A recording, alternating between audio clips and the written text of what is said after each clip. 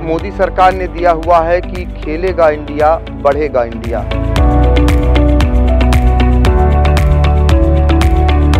धान का सीजन चल रहा था तो उसे सेल करने के लिए लगभग 1 से 2 हफ्ते पापा को बाहरी ठंडक में रहना पड़ा था।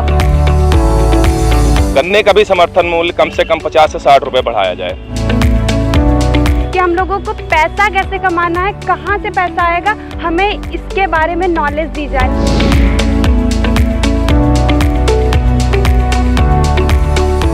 मोदी सरकार का 1 फरवरी को छठा बजट आ रहा है और इस बजट को लेकर सीतापुर के युवा वर्ग क्या मांग है इनकी और क्या कहना है इनका। चूँकि कोरोना काल में इन्होंने जो दंश झेला है उसके बाद ये फिर से उबरना चाहते हैं। इनके सामने क्या क्या दिक्कतें आईं, कैसे इनके रोज़गार छिने और कैसे इनकी नौकरियां छिनी, तो इन्हीं से जानने का प्रयास करेंगे। कैसे इनको उबारा जाए, कैसे देश को आगे बढ़ाया जाए, क्या मांग है इनकी। सबसे पहले हमारे साथ मौजूद हैं छात्राएं, उनसे जानने का प्रयास करेंगे।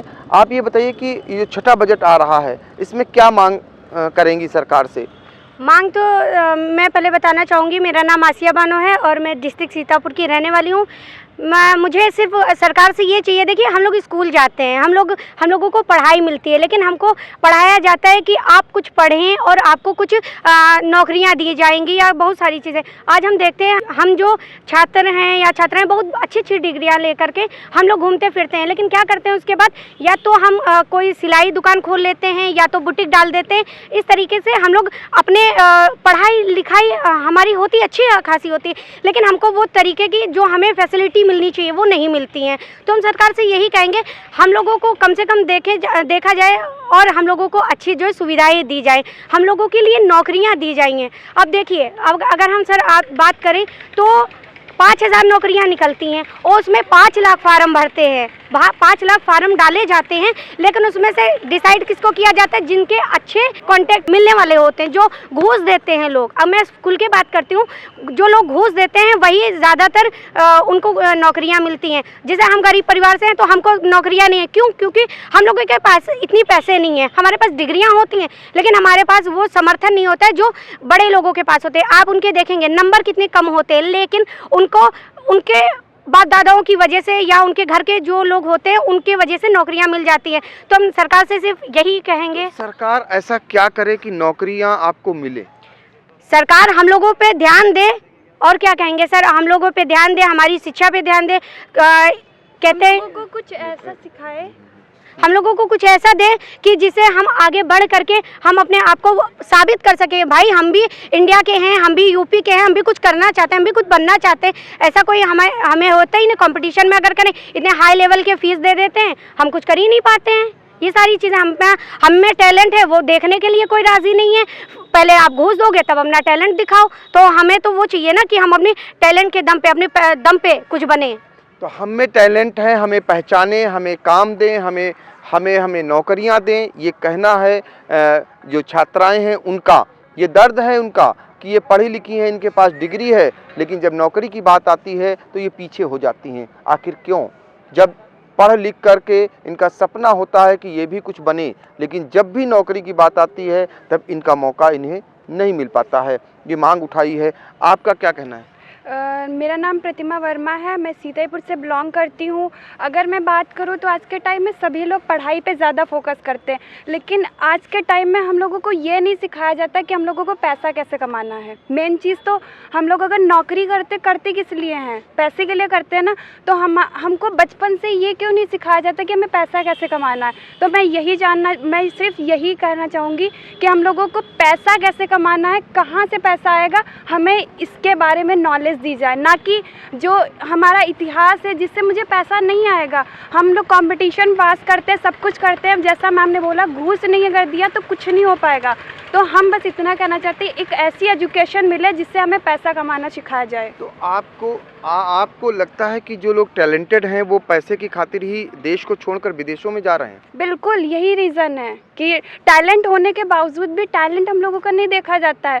हम लोगों को ये देखा जाता है कि घूस दे दिया तो हम लोग को नौकरी मिल गई। अनपढ़ व्यक्ति जो है नौकरी कर रहा है, जो पढ़े लिखे हैं वो इधर उधर क्या ठेला लगा के सब्जी बेच रहे हैं। ये कोई चीज़ हुई भला?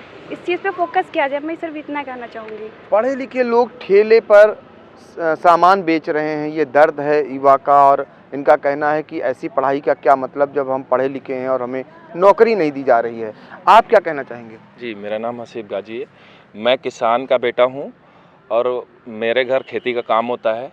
आज मैं देख रहा हूँ कि लगभग 4 साल से गन्ना किसानों का कोई भी मूल्य में कोई भी बढ़ोतरी नहीं हुई है। 4-5 साल हो गए। इससे पहले समाजवादी पार्टी की सरकार थी जब कुछ पैसे बढ़ाए गए थे। समाजवादी पार्टी सरकार में गन्ने का रेट बढ़ाया गया था। उसके बाद से जब से भाजपा की गवर्नमेंट आई है कोई पैसा नहीं बढ़ाया गया। किसानों के यूरिया कम कर दिया गया 5 किलो। किसानों को बदहाली की तरफ बढ़ावा दे रहे हैं भारतीय जनता पार्टी के सरकार। हम ये चाहते हैं कि कुछ ध्यान दिया जाए इस बजट में किसानों को। जैसे ये 3 कृषि कानून लाए हुए हैं उन पे हमारा किसान लगभग 2 महीने से धरना दे रहा है दिल्ली में, लेकिन माननीय प्रधानमंत्री जी एकदम चुप्पे साधे बैठे हुए हैं। उन पे कोई फ़र्क नहीं पड़ रहा है और आज उनको प्रताड़ित किया जा रहा है। वहाँ पे काफ़ी पुलिस क्या शांतिपूर्ण धरना प्रदर्शन कर रहे हैं तो कम से कम उनसे किया जाए। और हम ये चाहते हैं कि आने वाले बजट में गन्ने का भी समर्थन मूल्य कम से कम 50 से 60 रुपये बढ़ाया जाए और ये बेहतर होगा कि किसानों की तरफ और बेरोजगारी की तरफ और नौकरी की तरफ, शिक्षा की तरफ ध्यान दे सरकार। ज़्यादा से ज़्यादा ज़रूरत है सरकार को इन सारे मुद्दों की तरफ ध्यान दे के, ना कि ये धर्म के मुद्दों पर झगड़ा कराने का कोई मतलब नहीं है। सरकार अगर चाहती है कि अगर भारत देश आगे बढ़ेगा तो सबका साथ सबका विकास ज़रूरी है। सिर्फ कहने से कुछ नहीं होता है। जो वहाँ कहा जाता है कम से कम ज़मीन पे आना चाहिए। अगर ज़मीन पे नहीं आएगा तो हमारा देश वैसे भी बहुत ज़्यादा कोरोना काल की वजह से पिछड़ गया है, उसके बाद भी परेशानियां बढ़ती रहेंगी।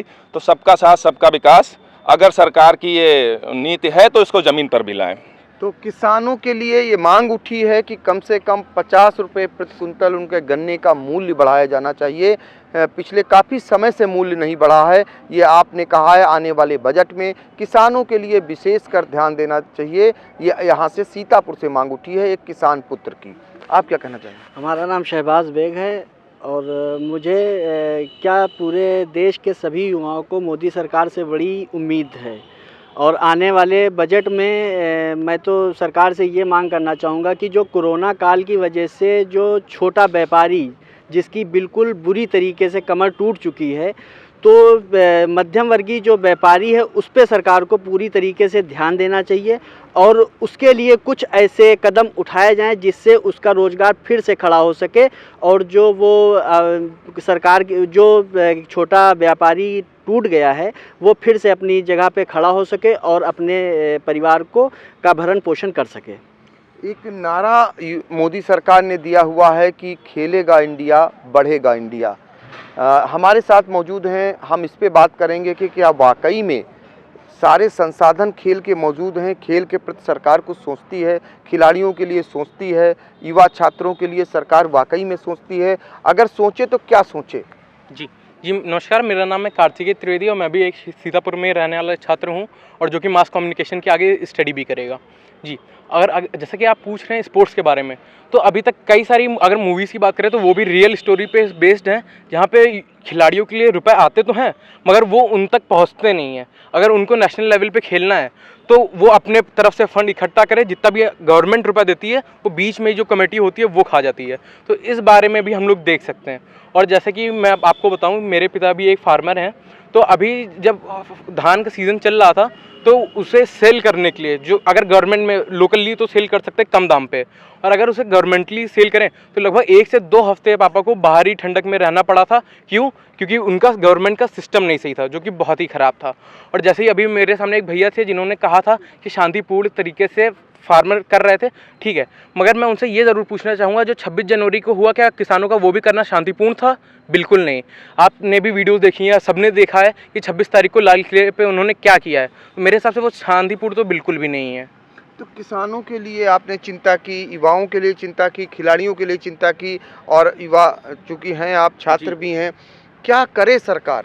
जी मेरे हिसाब से सरकार को एक प्रॉपर पोर्टफोलियो बनाना चाहिए जिसमें जो भी उनके नीचे है या आप जो भी फंड्स देंगे जो जहाँ जाएगा उस पर प्रॉपर हम लोग चेक बनाते रहें, और उसे डेली तो पॉसिबल ही नहीं होगा बट एटलीस्ट वीकली चेक करें कि जो हमने फंड दिए हैं वो जिस कारण से दिए हैं वो कारण पूरा हो पा रहा है कि नहीं, क्योंकि ये ना चेक करने की वजह से ही आधे से ज़्यादा घपला देखा जा सकता है। आप ये बताइए मुझे ईमानदारी से, जी 6 साल में जो मोदी सरकार है जी जितने वादे किए थे या जितनी इनसे अपेक्षाएं थी जी। क्या उसमें से कितने सही साबित हुए या कितने सच साबित हुए या कितने आपके अपेक्षा अनुरूप हुए? जी, अगर मैं अपना बताऊँ तो मेरे को सबका नहीं पता, बट अगर मैं अपनी तरफ से देखूँ तो सीतापुर की कंडीशंस रोडों की तो बहुत ज़्यादा ख़राब थी। और जैसे कि ये जीआईसी चौराहा हुआ या लालबाग चौराहा हुआ, इसके जितने भी मॉडर्न तरीके के ये जो बने हैं फुब्बारे टाइप के, तो वो अब आए हैं। वो बनाया बहुत साल पहले गया था, जैसा कि पापा बताते हैं कि बहुत पहले, लगभग 30 साल पहले ये मैप डिसाइड हुआ था कि इस तरीके से सीतापुर बनेगा, बट वो अब जाके बन रहा है। तो मेरे हिसाब से कहीं ना कहीं तो अच्छा ही है ये। जी। तो ये इस तरीके से इन्होंने अपनी बात रखी है कि कुछ काम हुआ है, कुछ काम होने की ज़रूरत है।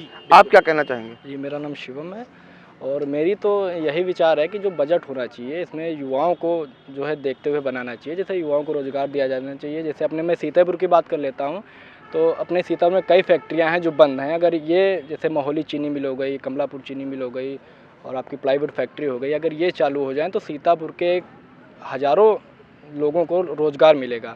तो मेरी तो सरकार से यही मांग है कि बजट में ऐसा कुछ करें जो फैक्ट्रियां बंद पड़ी हैं या नए रोज़गारों को देखें, युवाओं की तरफ ध्यान दें विशेषकर।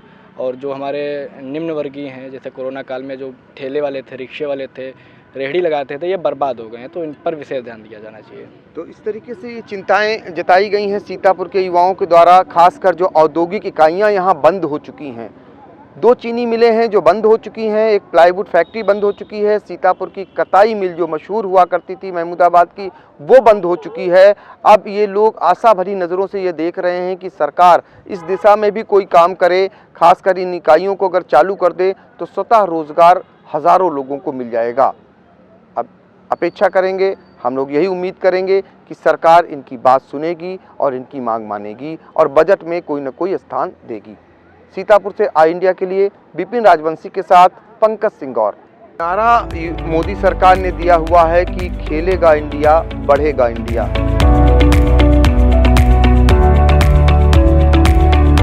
धान का सीजन चल रहा था, तो उसे सेल करने के लिए लगभग 1 से 2 हफ्ते पापा को बाहरी ठंडक में रहना पड़ा था।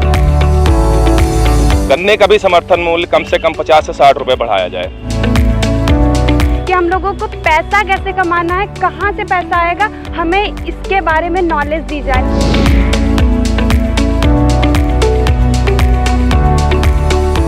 और आपकी नजर हमारी, देखते रहिए आई इंडिया।